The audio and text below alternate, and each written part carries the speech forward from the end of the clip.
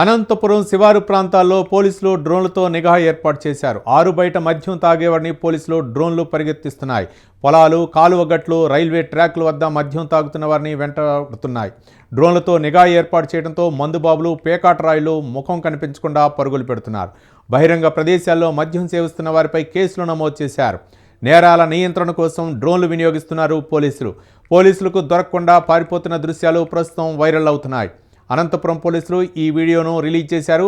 రాష్ట్ర వ్యాప్తంగా అన్ని జిల్లాల్లో ఇలాంటి చర్యలు తీసుకోవాలని పలువురు కోరుతున్నారు.